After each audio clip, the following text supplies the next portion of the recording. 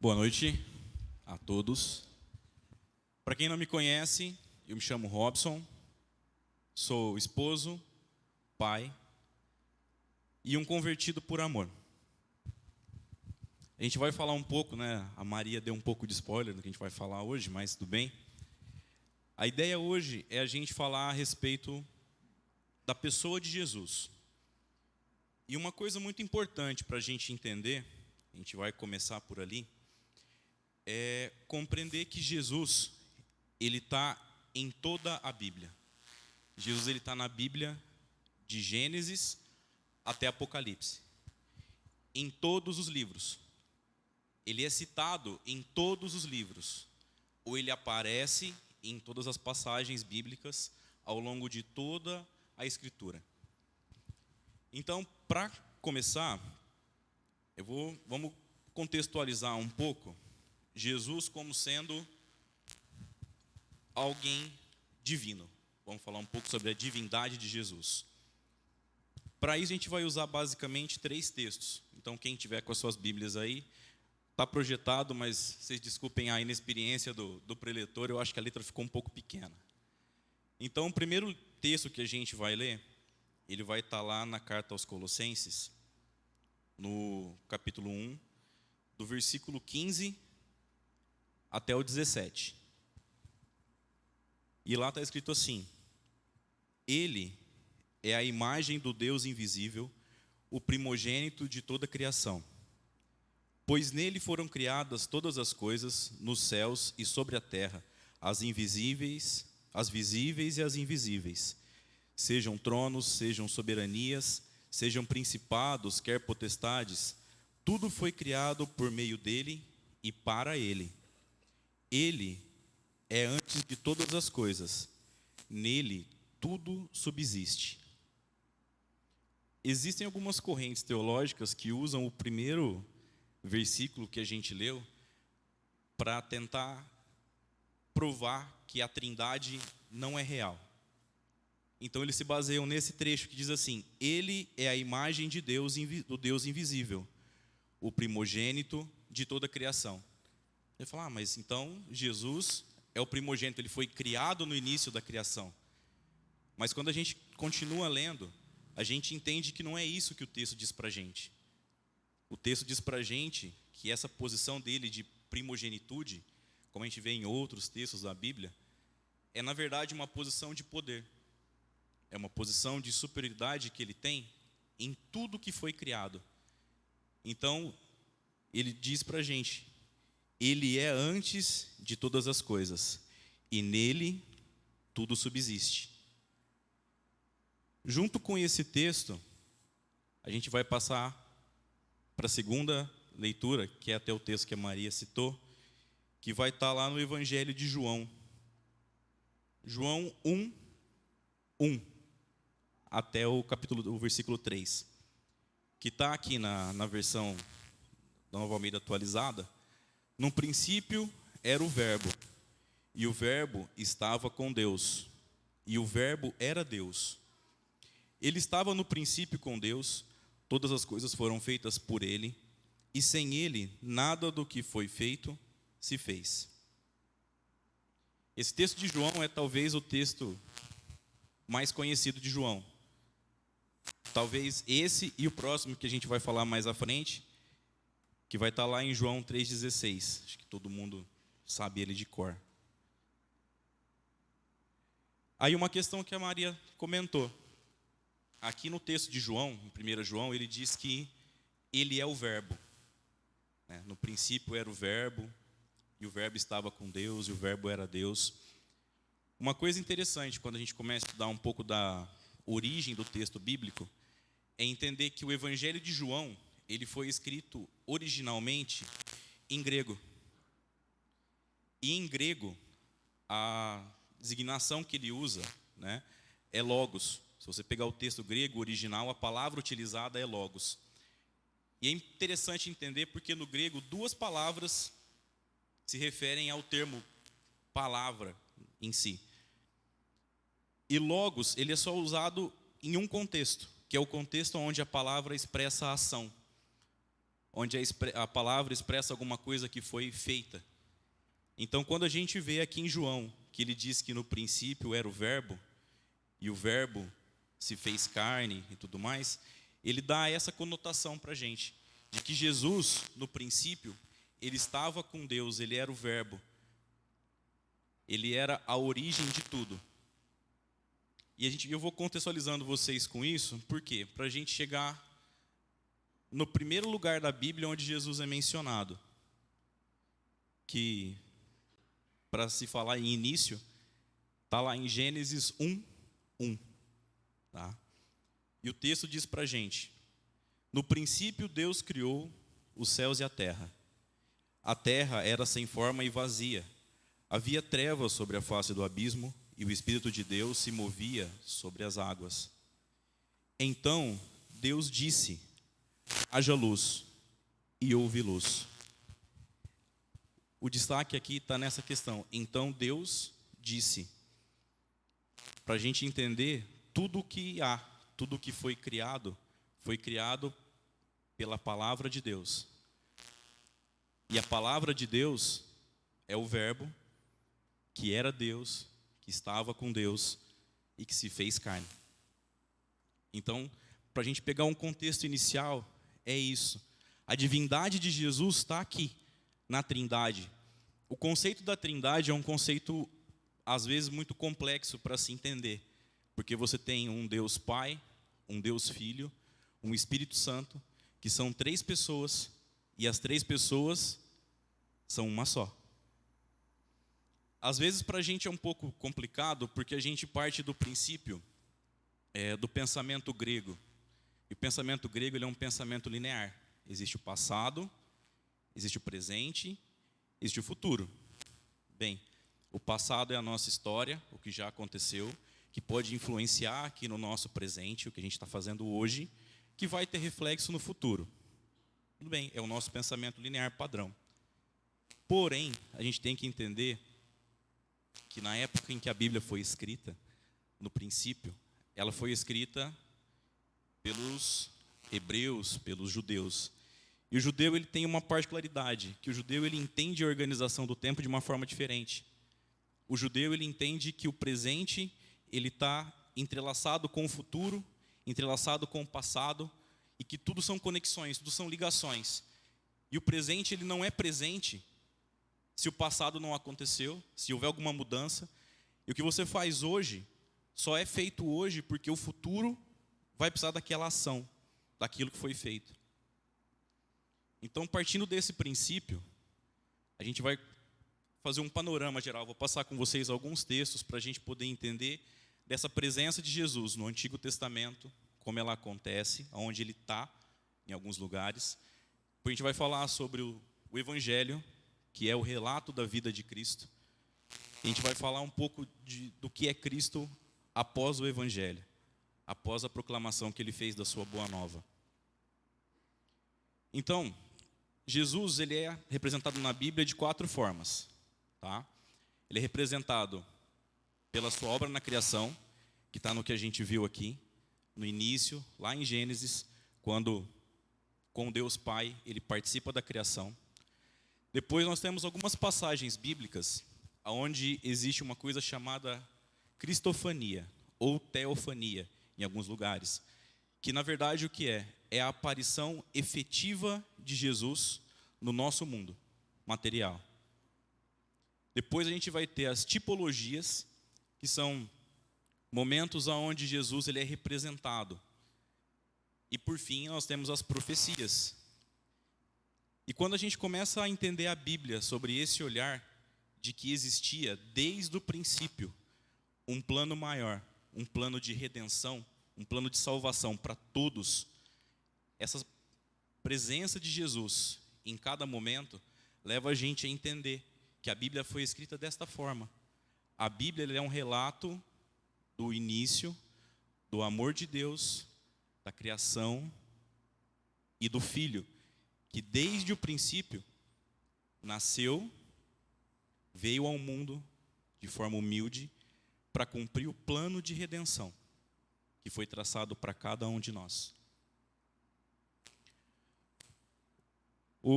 No princípio aqui, a gente vai ver que existem algumas situações onde Jesus ele se manifesta de uma forma muito clara para a gente, tá? Na Bíblia. O mais notório, talvez, e o mais conhecido, seja a passagem que está lá em Daniel 3:34. Daniel 3, do 24 e o 25, que é nada mais, nada menos do que a passagem da fornalha, onde Sadraque, Mesaque e Abednego são amarrados pelo rei Nabucodonosor e atirados em uma fornalha. E quando o rei lança eles até a fornalha, de repente o rei se admira e diz: mas não foram 3 que nós lançamos dentro da fornalha? Foram 3. Não, mas agora eu vejo 4. Eles estão livres, andando por entre as chamas, e o quarto homem que está com ele, notem que ele está no texto, se parece com o filho dos deuses. Essa é talvez o momento mais notório do Antigo Testamento, onde a presença de Deus, de Jesus, ela é notada pelo mundo físico. Uma outra questão está lá, gente, em Gênesis 18, 1. Todo mundo já deve ter lido esse texto também. O Senhor apareceu a Abraão nos carvalhais de Mamré, quando ele estava sentado à entrada da tenda, no maior calor do dia. Abraão levantou os olhos, olhou, e eis que 3 homens estavam em pé diante dele. Ao vê-los, Abraão correu da porta da tenda ao encontro deles. Prostrou-se em terra. Em algumas versões diz prostrou-se e adorou, né? Uma dica simples quando vocês estiverem lendo o texto do Antigo Testamento. Toda vez que é mencionado que algum personagem bíblico viu um anjo, né, viu uma figura vinda do céu, é muito claro isso. Quando são anjos, um anjo ele nunca aceita adoração, porque os anjos eles têm essa consciência de que a adoração ela é somente ao Deus. Então, toda vez que vocês verem um texto bíblico onde é mencionado que um anjo apareceu, geralmente ele vai estar escrito como viu o Senhor, ou viu o anjo do Senhor. Essa referência é Jesus. São momentos onde ele já vinha à terra, se relacionar com as pessoas, se mostrar para as pessoas. E é muito notório que todas as pessoas que o viam tinham essa consciência, entendiam de todo o poder que estava investido nele naquele momento. Uma outra referência para vocês, que todo mundo também conhece, tem até uma musiquinha antiga que fala que Jacó lutou com o anjo, segurou o anjo, não deixou subir. Mais uma referência. Ele está lá em Gênesis 32.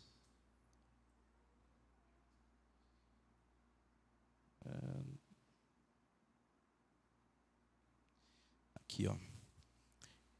O ponto importante para a gente está aqui. Então disse: seu nome não será mais Jacó, e sim Israel, pois você lutou com Deus e com os homens e prevaleceu. Jacó disse: por favor, diga-me como você se chama. Ele respondeu: por que você pergunta pelo meu nome? E o abençoou ali. Jacó deu àquele lugar o nome de Peniel, pois disse: vi Deus face a face, e a minha vida foi salva. Então aqui é um encontro de Jacó com Jesus. Uma referência, só uma ligação, que a gente entender como é que a Bíblia funciona, tá? O outro lugar, aonde diz que nomes de pessoas serão mudados quando elas forem abençoadas, quando elas receberem a bênção do Pai, em Apocalipse, lá no fim da Bíblia, quando diz que as pessoas receberão uma pedra branca e nela um novo nome. Tipologias. Aqui já é mais... Aqui a gente vai ser um pouco mais sucinto, um pouco mais rápido. Tipologias são representações de Jesus. São quando Jesus ele não aparece enquanto pessoa, ele não se manifesta enquanto pessoa, mas existe uma referência dele, tá? E uma coisa muito interessante, existem tipologias de referências a Jesus em todos os 39 livros do Antigo Testamento, sem exceção. Sem exceção, em todos eles. Jesus é mencionado, ou é feita alguma menção de Jesus em um livro, que depois ele é mencionado em uma profecia, e depois ela se cumpre no Evangelho.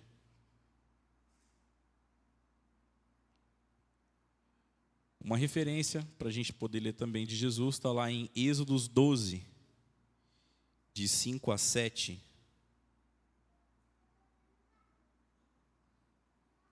Onde está aqui.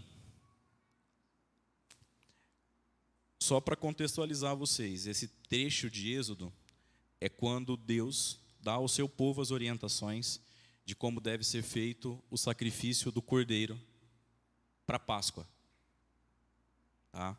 Então ele diz aqui: o cordeiro será sem defeito, macho de 1 ano, podendo também ser um cabrito.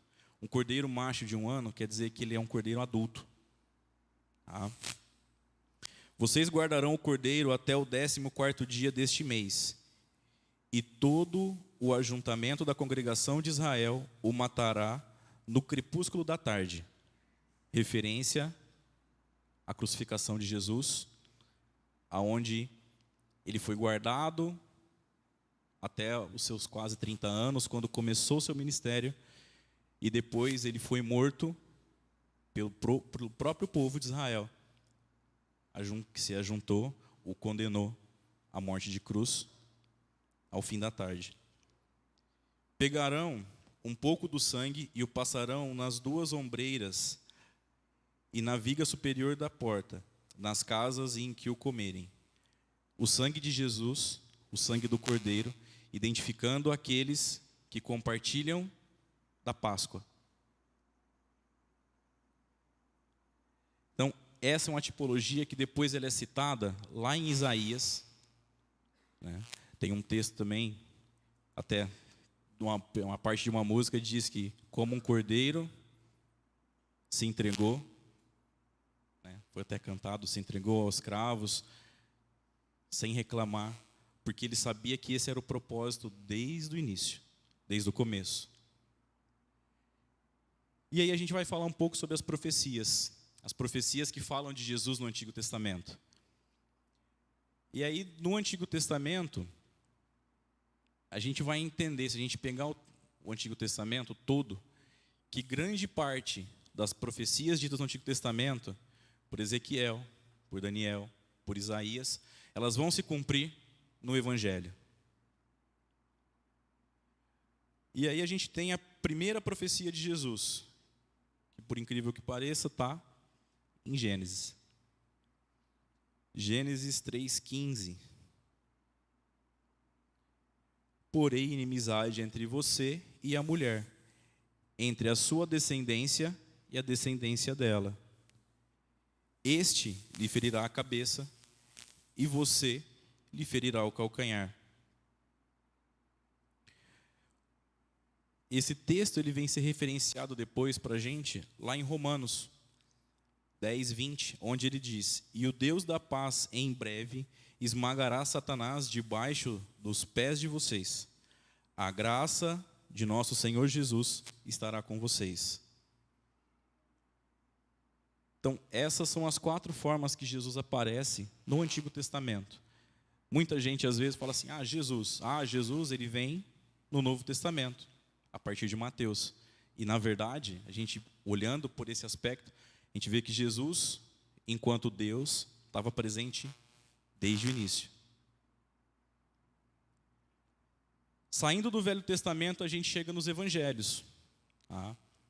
E um ponto importante: o Evangelho, a gente pode dividir o Evangelho de 2 formas. A gente pode olhar o Evangelho e procurar o Jesus histórico, e a gente pode olhar para o Evangelho e entender o Jesus divino. Qual que é a diferença entre um e outro? Eu não sei vocês, mas eu já passei por isso. De uma pessoa chegar para mim e falar assim: Jesus que você fala, que você acredita, ele é uma lenda. Ele é um conto. Ele é um personagem que foi criado para se criar uma igreja. E aí a gente entra num ponto muito interessante. Por quê? Vocês sabiam que hoje a gente tem mais referências históricas que provem a existência de Jesus do que a existência de todos os imperadores romanos e personagens romanos que estavam na Galileia naquele período? A presença, a existência de Pôncio Pilatos, fora a Bíblia, ela foi comprovada há cerca de 20 anos atrás, quando encontraram em uma escavação uma pedra que tinha uma inscrição mencionando Pôncio Pilatos. Antes disso, não se tinha registro documental que provasse a existência dele.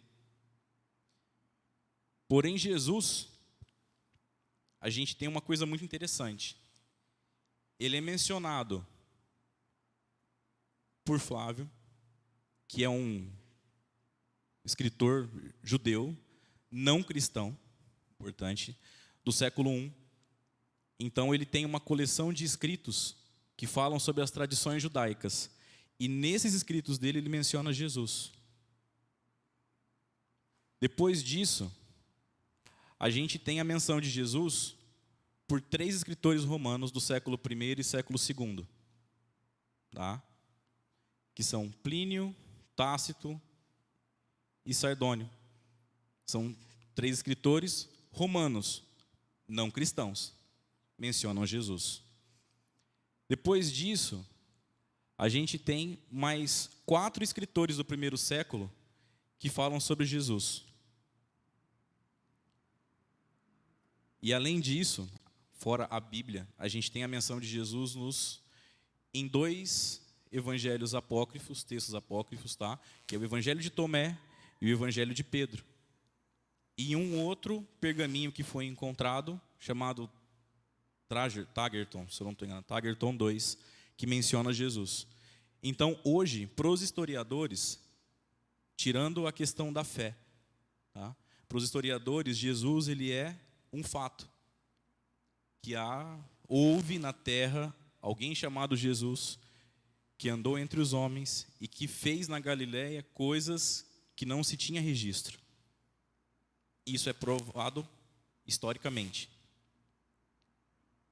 Mas além disso, a gente tem outras formas de falar sobre Jesus. E aí a gente tem a visão de Jesus enquanto nosso Senhor e Salvador, que estão nos evangelhos. Tá? E aí é importante a gente entender o que são os evangelhos para a gente começar a entender os aspectos de Jesus para cada evangelista. E a gente vai ter o quê? A gente vai ter o primeiro evangelho, que é Mateus. Mateus é um evangelho escrito para os judeus. Então, quando você tem essa visão de Mateus, é importante. Mateus é o único evangelho que traz a genealogia de Jesus no princípio. Nenhum dos outros evangelhos menciona isso. Por quê? Porque para o judeu era importante. Porque Jesus, ser da casa de Davi, cumpre uma profecia, que está lá em Isaías 11:1, que diz que ele levantaria do tronco de Jessé um rebento que seria o rei do povo de Israel. E a casa de Jessé é a casa de Davi. Então, para o evangelho de Mateus, Jesus, ele é o cumprimento das profecias do Antigo Testamento. Porque Jesus veio para os judeus, para salvar o seu povo. Depois, a gente tem o evangelho segundo Marcos. O evangelho segundo Marcos, ele tem uma outra conotação, e ele tem uma outra visão de Jesus. O evangelho segundo Marcos é um evangelho onde mais mostra as obras de Jesus. É o evangelho que mostra Jesus trabalhando pela sua obra, fazendo, construindo as coisas, construindo o reino. O evangelho de Marcos é um evangelho escrito para os romanos, que era um povo que não conhecia a Cristo, que era um povo que não conhecia a origem de Cristo como judeu.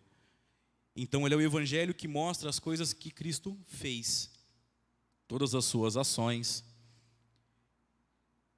Depois a gente tem o evangelho de Lucas. O evangelho de Lucas, ele é muito interessante por quê? O Evangelho de Lucas ele foi escrito depois do Evangelho de Mateus, depois do Evangelho de Marcos. E ele é um evangelho que ele mostra Jesus como o Salvador, não do judeu, nem do romano. Ele é um evangelho que mostra Jesus como o Salvador de todos. Um ponto interessante, para quem tiver essa disposição de ler, se vocês pegarem o Sermão da Montanha, o Sermão do Monte, que é dito por Mateus, no início, vocês vão entender que ele fala assim: Jesus estava sobre um monte e falava aos seus. Na ideia do quê? Que Jesus, ele tem uma posição de poder. Ele está falando para o seu povo. Ele é um rei que fala para o seu reino. No Evangelho de Lucas, o começo do Sermão do Monte diz que eles estavam em uma planície e Jesus falava aos seus. Na ideia do quê? De um Jesus humilde. Jesus ele não estava acima do seu povo, não. Ele estava entre o seu povo.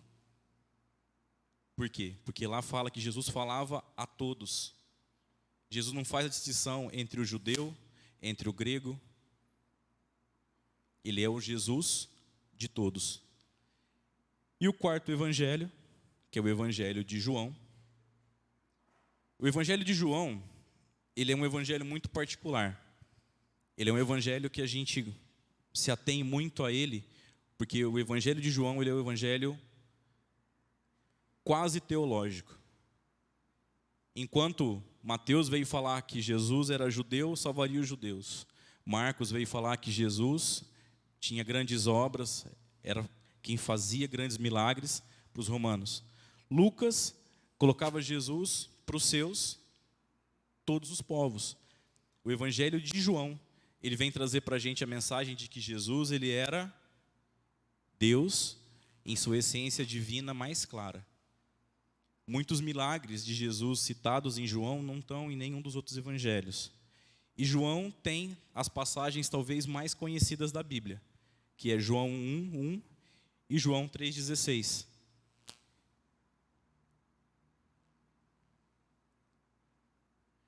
Importante da gente entender que tudo que foi dito na Bíblia até então, do Antigo Testamento até o Evangelho, vem se cumprir em Jesus no momento mais triste e no momento mais doloroso, que é na crucificação. Pegando um gancho da Trindade, de entender Jesus como Filho, mas ao mesmo tempo como parte do nosso Deus, é complicado talvez para a gente, na nossa mentalidade, entender como lá no princípio, ele fazendo parte do Deus, do grande Deus, e com a onisciência, saber que ele estava criando um mundo, que ele nos criou, e que isso tudo levaria ele para um momento de morte. Porque Deus, enquanto onisciente, ele tinha esse conhecimento.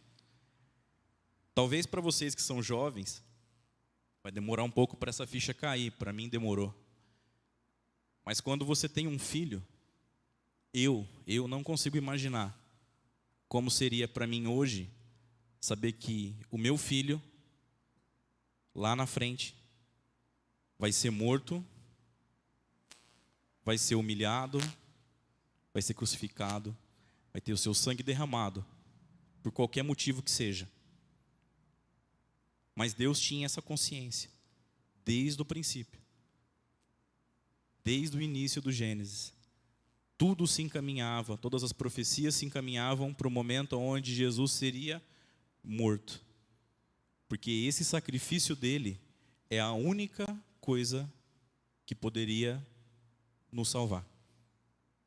A única coisa que poderia, de fato, redimir os nossos pecados.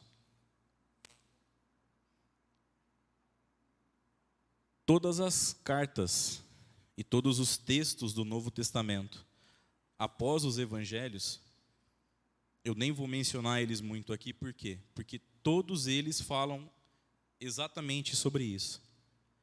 todas as cartas, todos os textos que foram escritos depois pelos apóstolos, falam justamente sobre esse sacrifício de Cristo, que trouxe para nós a salvação, que nos aproximou de Deus. Tudo foi feito para aquele momento.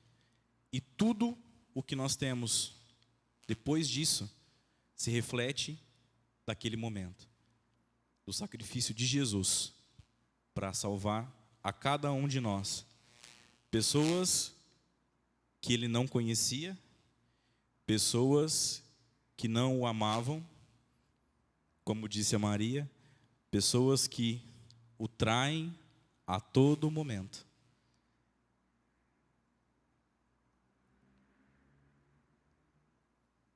Lá na segunda carta de Pedro,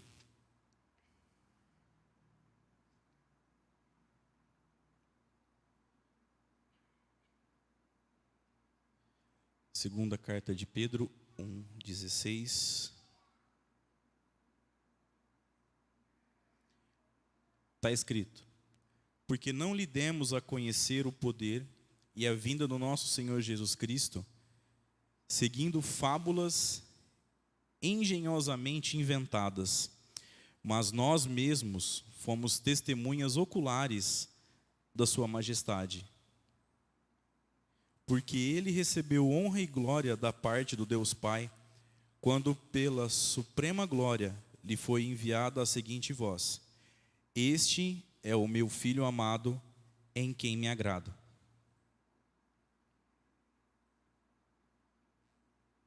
E aí a gente vai para o último livro da Bíblia. A gente tem um versículo que está lá em Apocalipse 5, versículo 9.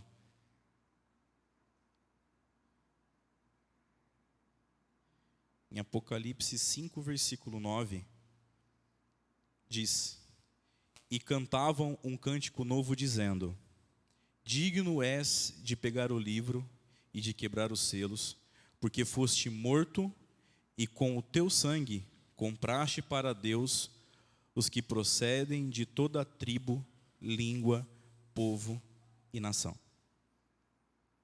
A gente pega uma linha, onde a gente começa lá em Gênesis, no primeiro, segundo e terceiro versículo de Gênesis, e a gente vem seguindo o desenrolar dessa história, passo a passo, profeta a profeta, livro a livro da Bíblia, cada um dos evangelhos, cada um dos atos de Jesus, para chegar no livro de Apocalipse, aonde a gente entende que todo o propósito de Cristo era apenas um: de vir ao mundo para que pudéssemos ser salvos. Eu, você e as pessoas que você ama. E aí, fica para a gente a pergunta, né?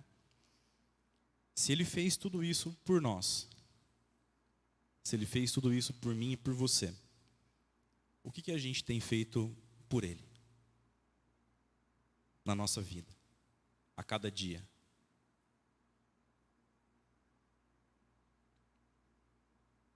É um momento da gente refletir. Tendo Jesus entregue a sua vida por aqueles que ele não conhecia, tendo ele entregue a sua vida por nós, o que nós fizemos por ele? O que nós fazemos por ele a cada dia, a cada momento, a cada amanhecer? Quando a gente acorda, qual que é a primeira coisa que a gente faz? A gente se lembra de agradecer. A gente consegue entender que a nossa vida, ela só é possível porque ele se sacrificou por nós. Ela só é possível, a nossa salvação só é possível porque ele entregou a sua própria vida por cada um de nós. Então, nesse contexto, eu peço para vocês, vamos refletir sobre esse ponto. A gente consegue entender que Jesus, enquanto Deus, se entregou, se humilhou, entregou a própria vida por cada um. A gente tem essa consciência. E aí, para encerrar, um versículo bíblico, que é o versículo talvez mais conhecido da história, que está lá em João 3,16. Porque Deus amou o mundo de tal maneira,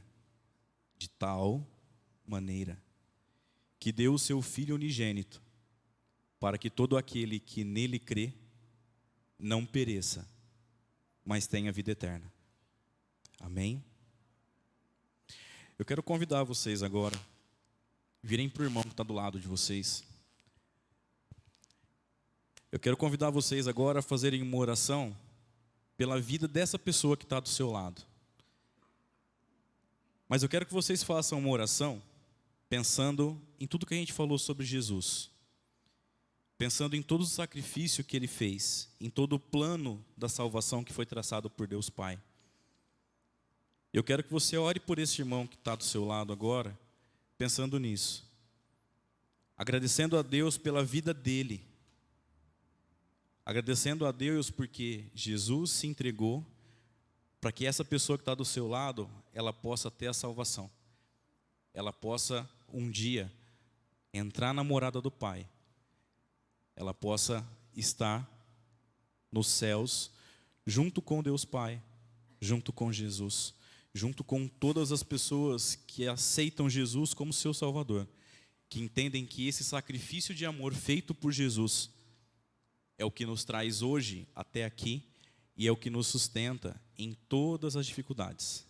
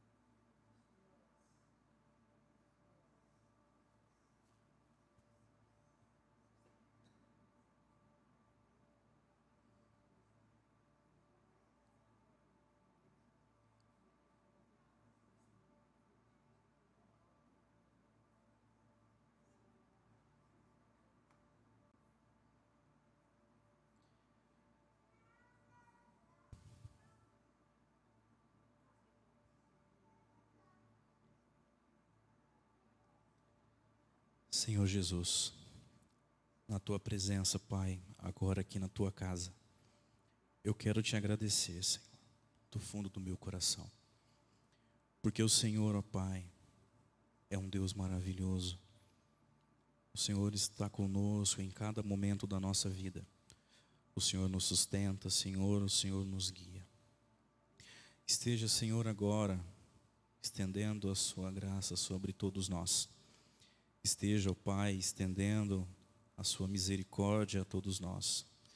Que nós possamos, Senhor, hoje ter a certeza de que o Senhor deu a Sua vida, derramou o Seu sangue no Calvário, para que pudéssemos estar aqui, para que pudéssemos ouvir falar do Teu nome, para que pudéssemos ouvir a Tua palavra.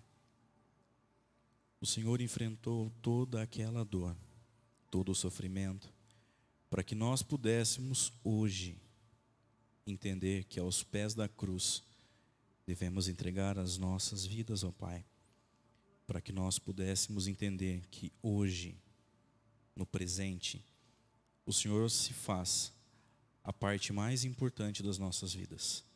Que o seu sacrifício de amor possibilitou que aqui, hoje, nós conhecêssemos a Tua palavra, que nós pudéssemos, Senhor, atingir todo o amor do Pai e que pudéssemos ser perdoados, para que um dia, Senhor, em Tua morada possamos entrar, para que possamos ser aceitos, Senhor, nos átrios de Deus.